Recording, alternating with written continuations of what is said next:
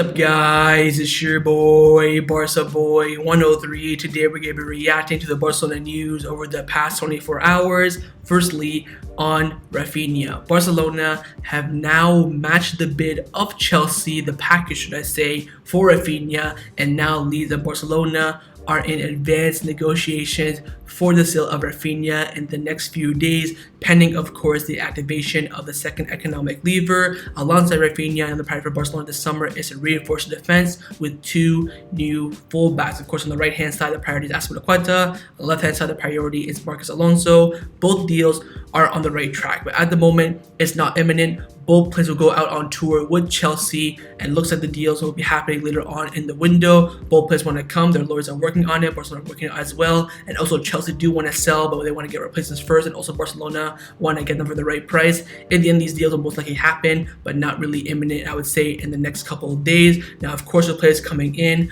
players will have to leave the club this summer. We have a big update on Trincão and Umtiti, and also on this yo-yo of Frenkie de Jong. He's 1 minute he's staying, 1 minute he's leaving. It's all over the place. Again, the two situations for Frenkie de Jong are on the table. It's clear as day. Number one, be sold, go to Man United or Chelsea. Secondly, stay at Barcelona and take a massive salary cut. The rumors are at the moment that Barcelona are studying options to keep Frenkie de Jong at the club, although there are clubs still interested in him. And finally, I gotta thank God for this. We have a massive contract renewal update on Ousmane Dembele. He has accepted the offer about freaking time, and again, Barcelona now have the green light to push for Ousmane Dembele's contract renewal. But before we get into it, make sure you guys smash that like button down below. Let's try to get to 300 likes on this video. Be very much appreciated. And also, if you're new, make sure you subscribe down below if you haven't already, and let's get into it. Let's start off with the transfer news over the past 24 hours. The first player that we have been linked with is, of course, the #1 target and priority signing for Barcelona this summer,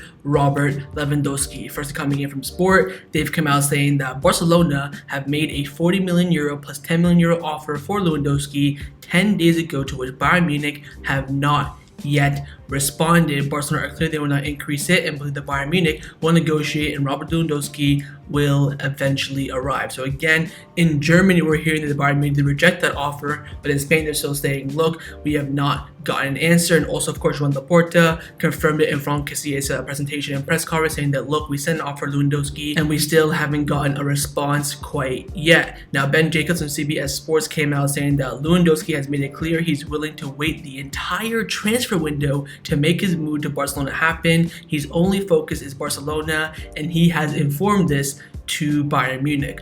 All I can say is this: July the 12th. What day is that? I think that's a Tuesday, if I'm not mistaken. It is a Tuesday.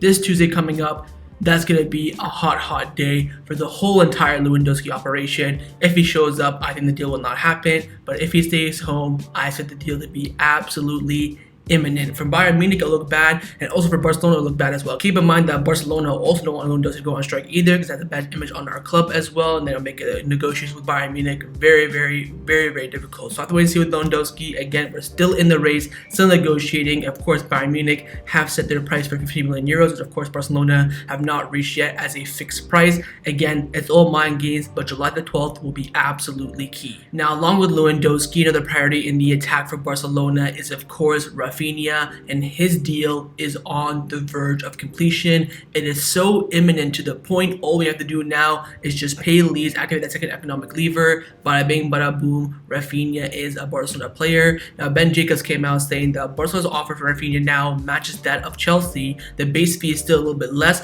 but the total package is the same. As we all know, Roger Romero already confirmed this a few weeks ago. Chelsea, of course, bid at €75 million all in, and now Barcelona have done that as well, but based on variables. Leeds United and Barcelona are now in advanced talk. It's not done quite yet, but a resolution is expected very soon.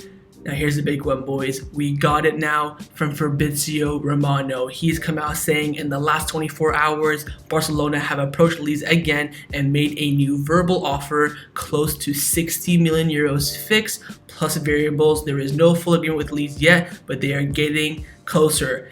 Now keep in mind, Jordan Romero said this 2 weeks ago. He said that, look, we paid 60 fixed, done deal, paid in installments, it's gonna happen, and he's come out and said it again. Now, of course, we'll talk about Ousmane Dembele near the end of the video, but you might be wondering, will Raphinha still come in if we do renew Ousmane Dembele? Gerard Romero is saying Raphinha is completely different from the operation of Ousmane Dembele. He's come out saying that Barcelona could activate the second lever at some point next week, and Raphinha will be the first of the players to arrive. Now, he says among the first, so hopefully there's more as well. And he also came out saying that as of right now, Raphinha will come no matter what happens with Ousmane Dembele. So it looks like it will be Raphinha, both, or no Ousmane Dembele. So again, Raphinha does have the priority over Ousmane Dembele. I believe having Gil from AES, of course, very close to Xavi. He also came out saying that Xavi wants Raphinha over Ousmane Dembele at the moment. This is going to be an absolutely world-class, fantastic signing, in my opinion. Are we overpaying, in my opinion? Yes, I do believe so. But in the end, we are getting a top-quality player. Again, Barcelona have now matched Chelsea's offer based on variables as a total package, not more so upfront. And does look like Leeds and Barcelona now are in advanced negotiations for Raphinha to become a Blaugrana very, very soon. Now, along with the attack, another priority for Barcelona this summer will be to reinforce the defense. Firstly, in the center back department, to sign a center back alongside the already signed center back Andreas Christensen. And of course, as we all know, Jules Koundé is the top priority, and Kalidou Kouibaly is the backup. We do have some news about Koulibaly coming from Dimarzio, of course, #1 source in Italian news, in Italian clubs as well. He's come out saying that at the moment, Barcelona cannot offer Napoli what they want for Koulibaly. The club would ideally like to sign him on a free next season. Now hear me out. Koundé this summer, of course PK's last season. PK leaves next summer and we sign Koulibaly on a free transfer. Oh, give me the cigar, boys. Friggin', now that'd be absolutely nasty. Again, I still want Koulibaly this summer if we don't get Koundé. Of course, Koundé, #1 priority, go for him. If we don't get him, you have to go for Koulibaly, in my opinion. I'll wait and see, but at the moment, Barcelona are thinking of him more as a free agent next summer. Now, along with a center back, the club are also looking for new fullbacks this summer to reinforce the defense. Of course, on the right-hand side, the priority is Azpilicueta, and on the left-hand side, the priority is Marcos Alonso. First, in Azpilicueta, coming from Mateo Merito from Revivo, he's come out saying that Barcelona are pushing to sign Cesar Azpilicueta. His signing is a priority for Xavi. Azpilicueta's lawyers are also working to solve the issue as soon as possible. Ben Jacobs came out saying that Azpilicueta is more likely to join Barcelona following the big meeting that happened between Barcelona and Chelsea the other night, of course, in Barcelona when Tom Brady flew out and had a meeting with Joan Laporta and Mateo Alemán as well. Now, Cesar came out saying that according to club sources, one of the main needs of the dinner between Chelsea owner and the Barcelona was Azpilicueta. They believe that he will arrive at Barcelona very soon. Other names like Marcos Alonso were also mentioned in the meeting, but again, as we all know, for about 5 months now, the priority is Azpilicueta between him and Alonso, of course. Probably Lewandowski, Raphinha are ahead of him, but for the defense, of course, Jules Koundé. But for the fullbacks, the priority for Xavi has no doubt always been Azpilicueta, and again, the price is being leaked. Jose Alvarez from El Chiquito TV, he's come out saying that Azpilicueta is close to joining Barcelona for 3 million euros. Chelsea want 12 million euros from Marcos Alonso, but at Barcelona, they're ready to offer around 7 or 8. Imagine we get both Azpilicueta and Alonso for 10 million euros. Oh, give me the cigar again. Woof.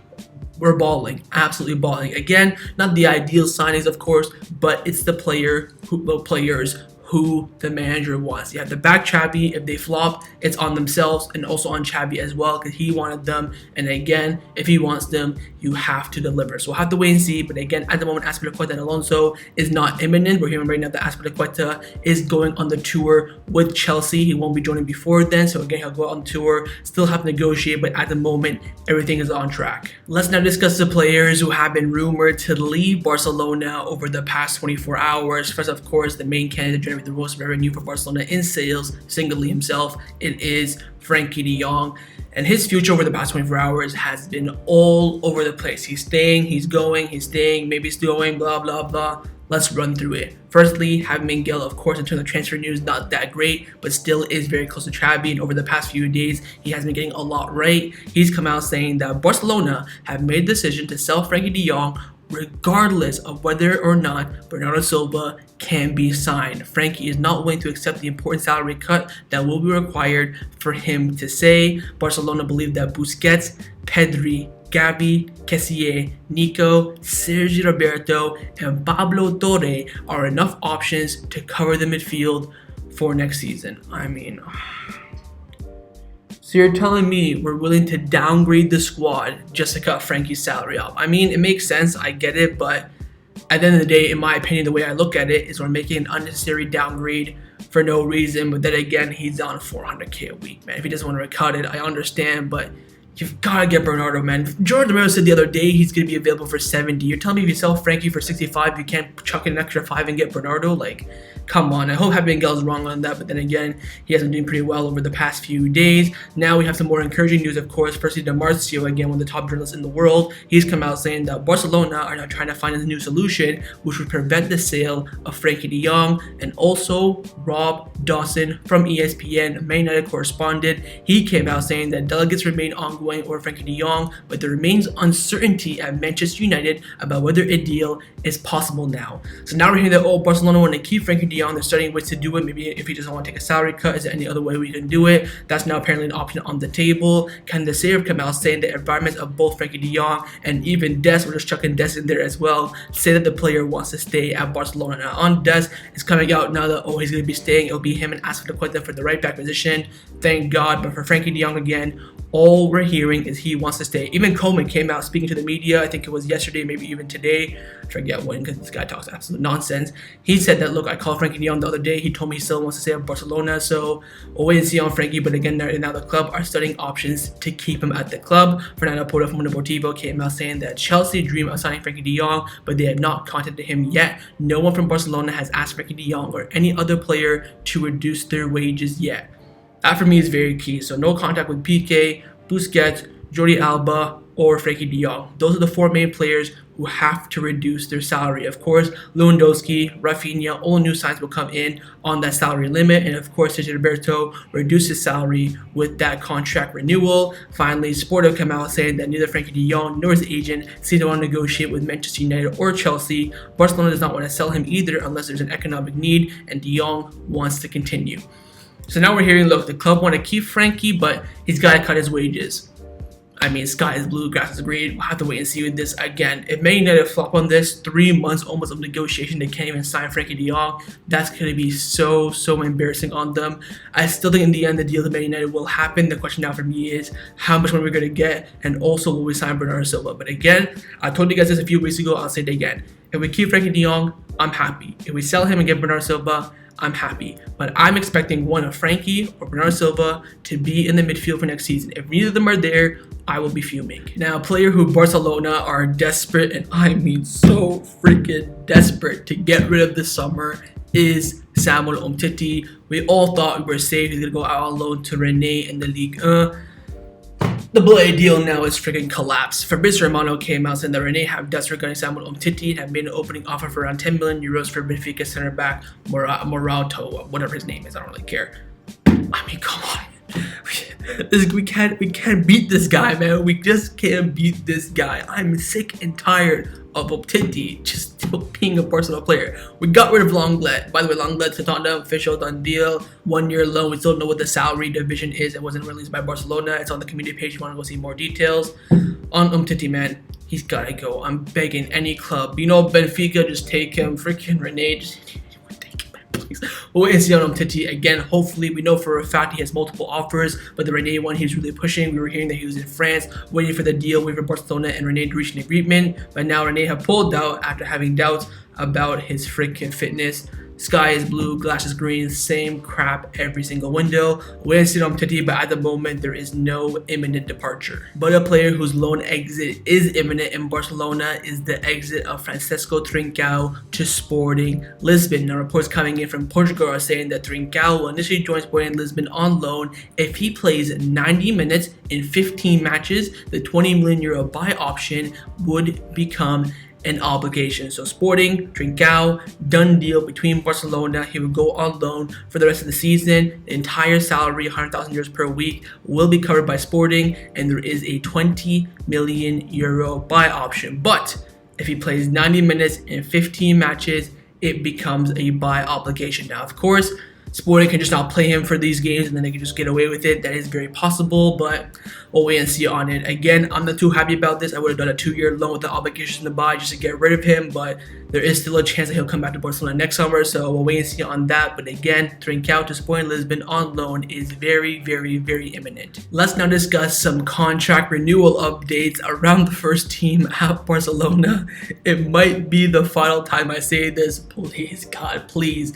The contract renewal of Ousmane Dembele. He is on the verge of renewing his contract. The news broke from Luis Rojo from Marca, credit to him. He came out saying the contract renewal of Ousmane Dembele is closer than ever. Only small details are left to clarify before the renewal can be closed, and then the floodgates open. Sport came out saying that only small details left being clarified before Ousmane Dembele's 2-year extension can be closed. The club will resolve his future before the team goes out on the US tour next week on Thursday on July the 16th. Fabrizio Romano came out saying that Barcelona and Dembele are really close to finding a full agreement on the renewal. Matter of details. New deal now depends on Barcelona's green light. This is now up to Barcelona more than Dembele. So apparently Dembele said, look, I'm going to renew, and now Barcelona have the button. They can push it yes, he'll renew, or they can hold on to it and wait a little bit and make him wait for, since we waited freaking 8 months for his response. So absolutely fantastic for Barcelona. We now have the upper hand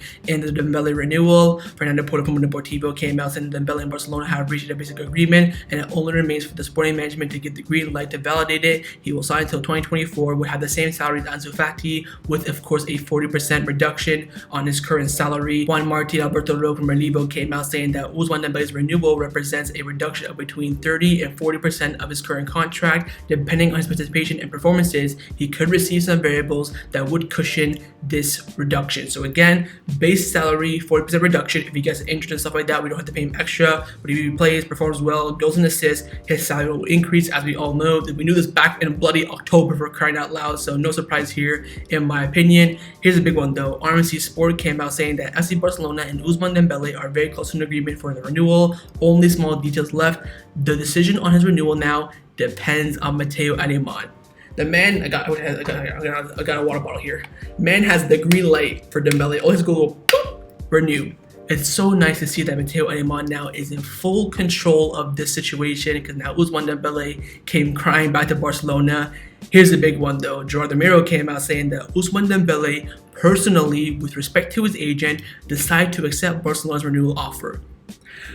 Sissoko's in the mud, Sissoko's in the mud, na na na na na na na. Sissoko's in the mud, Sissoko's in the mud. So Dembele said to Sissoko, up yours, buddy, I'm taking the offer.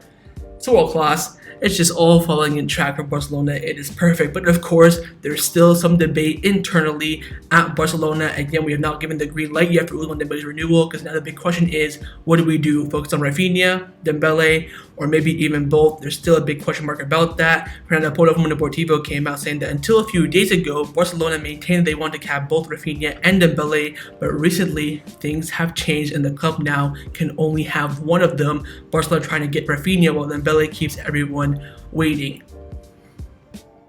This for me makes no sense. I think both of them can fit in the squad. Raphinha on the right, Dembele on the left. I mean, what's the problem with that? This is Football Club Barcelona. We are the best club in the world. We need to have the best squad. We need to have competition and quality all over the place. What happens if Raphinha comes first game and breaks his leg? Or Ousmane Dembele comes and, gets another ACL injury? You gotta have depth. You gotta have preparation. Also, World Cup year, Spanish Super Cup, Copa del Rey, La Liga, Champions League. 5 competitions, games week in and week out. You need to have squad depth, but apparently Barcelona gonna have to only choose one between Raphinha and Dembele, which could mean that Memphis Depay ends up staying at Barcelona. But then Sport came out saying that Ousmane Dembele will be re-signed by Barcelona now, and Raphinha will be signed once the second economic lever is activated. Keep that in mind as well. I would say this for a fact: if Ousmane Dembele renews over the next few days, like officially, that's him and Raphinha. Because again, the club cannot sign Raphinha until the second economic lever is activated. We'll wait and see what happens over the next couple of days, key hours ahead. But here's the main part. Ousmane Dembele has now officially accepted Barcelona's contract renewal offer that's been on the table now for months and months and months. The question now is, will it be him or Raphinha, or just Raphinha. Let's now discuss some injury updates around the first team at Barcelona. Just a quick update on the injury of Ansu Fati coming in from having guilt from AES. He's come out saying that Ansu Fati is finally 100% fit and will be able to start games now. He is in a very good feel, he's in training and is working hard with a good mentality and spectacular physical tone. The coaches also highlight his great commitment. I will see that when I see it on the pitch. We've heard this before. He came, oh great, he got a gym in his backyard, blah blah blah, comes in, another injury.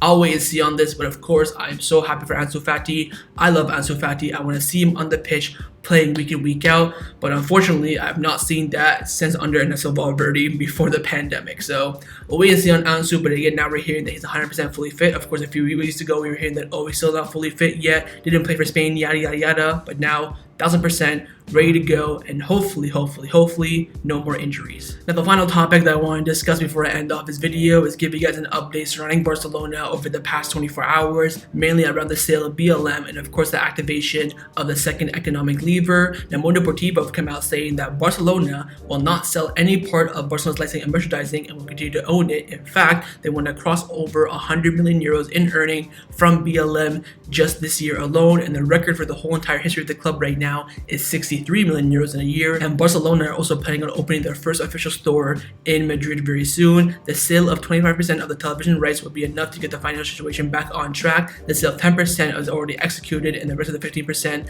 will be done at some point this month. I'm going to say this, of course, we're not going to sell BLM anymore. Thanks for wasting my time, an hour and a half for the General Assembly to get that approved.